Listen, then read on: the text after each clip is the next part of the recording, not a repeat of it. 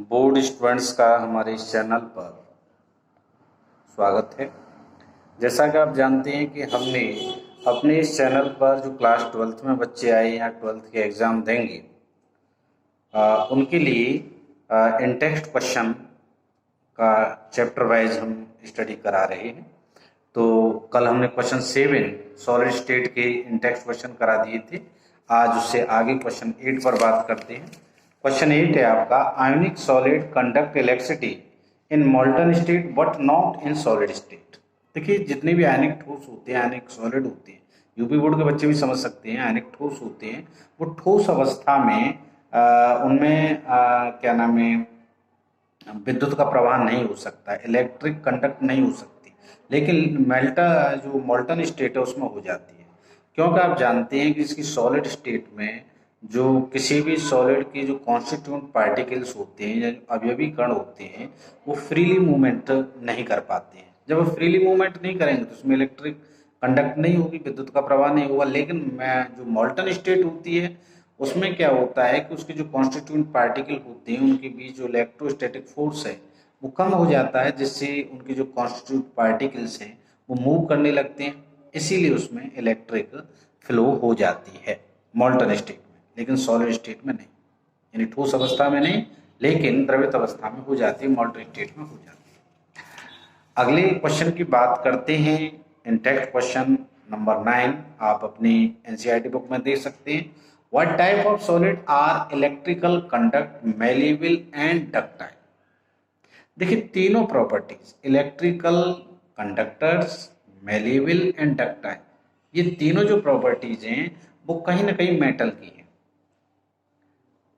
विद्युत का सुचालक है, भंगुरपन है, तन्यमता है, मेलेबिलिटी है, और कंडक्टर इलेक्ट्रिकल कंडक्टर है। तो ये क्या है, ये मेटालिक जो है आपके मेटालिक सॉलिड होते हैं।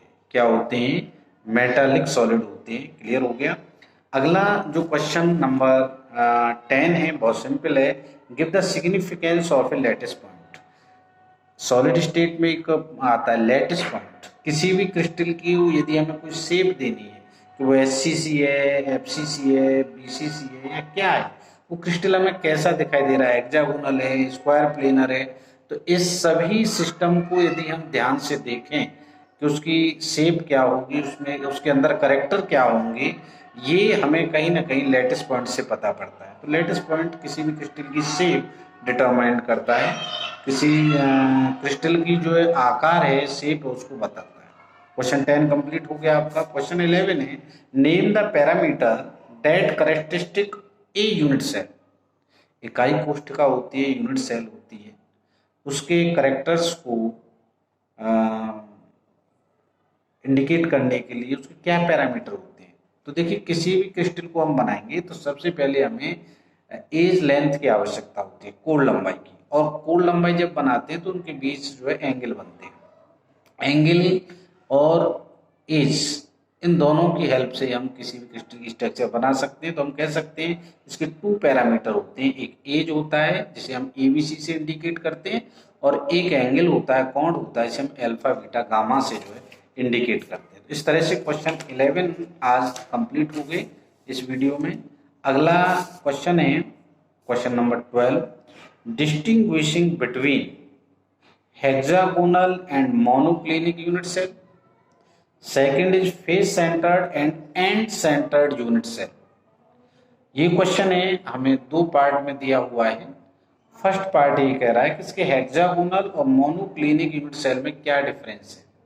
देखिए, हेक्सागोनल में क्या होता है, इसकी पैरामीटर में डिफरेंस मिलेगा। हेक्सागोनल में आपकी जो एज है, A is equal to V is not equal C, यानी A और B बराबर होती है, लेकिन इसको C एज है, C कोण लंबाई वो अलग होती है।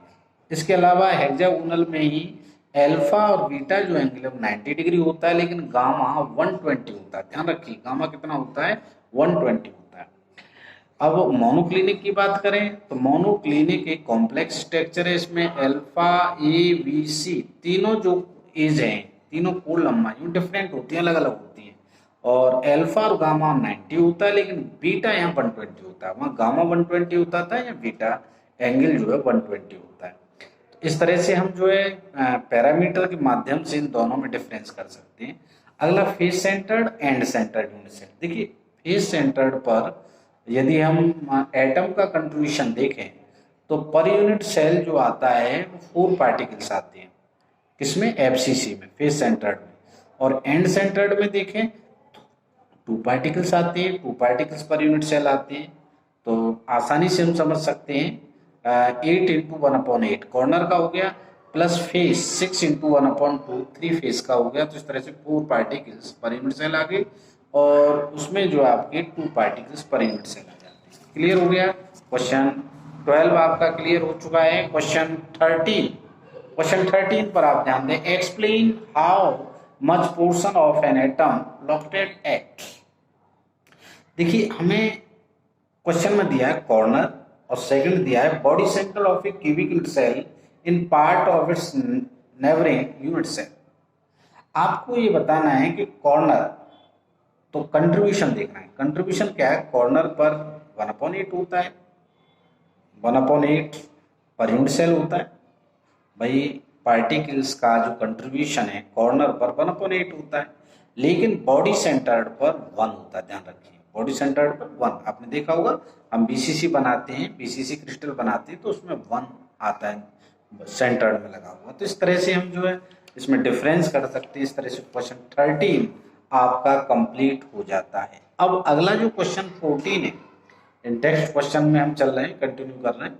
तो क्वेश्चन जो 14 है हमसे क्या कहता है, what is the 2 dimensional coordination number of A molecule in square close packed layer. बहुत अच्छा क्वेश्चन है। 2 डायमेंशनल, आप 2 डायमेंशनल स्ट्रक्चर बनाएंगे तो उसके सेंटर किसी एटम को देखें तो वो अपने चारों तरफ 4 एटम को अटैच करता है, उसके अराउंड में 4 एटम होते हैं। आप 2 डायमेंशनल स्ट्रक्चर बनाएंगे, मैंने आपको बताया था चैप्टर इमेजिनेशन वाला है, जिसकी इमेजिनेशन पावर अच्छी होगी वही इसे अच्छी तरह से समझ सकता है। बहुत सिंपल चैप्टर है।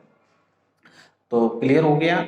आप 2 डायमेंशनल स्ट्रक्चर देखेंगे तो 2 डायमेंशनल स्ट्रक्चर में सेंटर पॉइंट 4 एटम्स को अराउंड करता है, घेरता है, इसलिए इसकी कोऑर्डिनेशन में जो नंबर होगा वो आपका 4 होगा। क्लियर हो गया। स्क्वायर क्लोज पैक्ड लेयर का कोऑर्डिनेशन नंबर 4 होगा। ये इसका आंसर है क्वेश्चन 14 का। क्वेश्चन 15 आप देख सकते हैं, ये न्यूमेरिकल टाइप का क्वेश्चन है। आप क्वेश्चन को अच्छी तरह से पढ़ेंगे और मेरी वीडियो को ध्यान से सुनेंगे तो 100% ये आपकी समझ में आएगा। क्वेश्चन ये कह रहा है compound forms hexagonal close packed structure SCP, hexagonal close packed structure SCP structure बना रहा है एक compound. What is the total number of voids in 0.5 mole of it, how many these are tetrahedral voids. इसमें tetrahedral voids को आपको calculate करना है और एससीपी है। तो देखिए ध्यान से, सबसे पहले तो हमें नंबर ऑफ टेट्राहेड्रल वॉइड्स और नंबर ऑफ ऑक्टाहेड्रल वॉइड्स का पता होना चाहिए।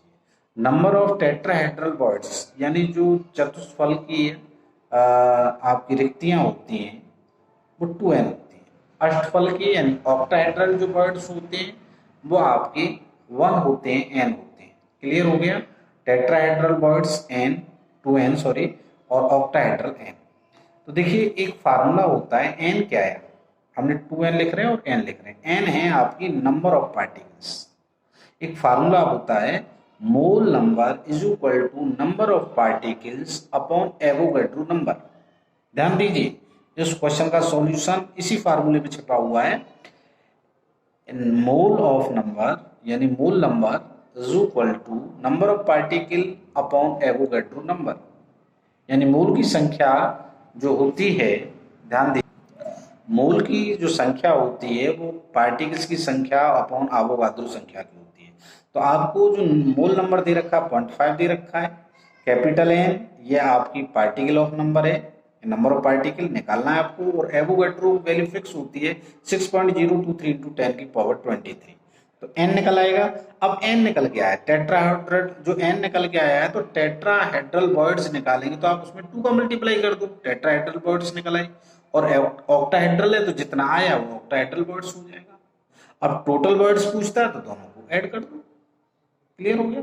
जितना टेट्राहेड्रल वर्ड्स आया उसका हाफ करना होगा आपको ऑक्टाहेड्रल वर्ड्स, या तो ऐसा कर लो या जो दे रखा उसे कर दो, दोनों को जोड़ दीजिए। तो इस तरह से बड़ा आसानी से वर्ड्स कैलकुलेट कर सकते हैं और ये क्वेश्चन बहुत इंपॉर्टेंट है, अक्सर वर्ड्स आता है। देखिए पैकिंग एफिशिएंसी करने के बाद जो बीच में जगह बचती है उसको हम वर्ड्स कहते हैं, उसमें कुछ टेट्राहेड्रल्स और ऑक्टाहेड्रल। तो आप देखिए समझिए और दोस्तों में फ्रेंड में इसको शेयर कीजिए जिससे उनको शॉर्ट वीडियो के माध्यम से कोर्स को रिवाइज करने का समय मिले। थैंक यू, नमस्कार।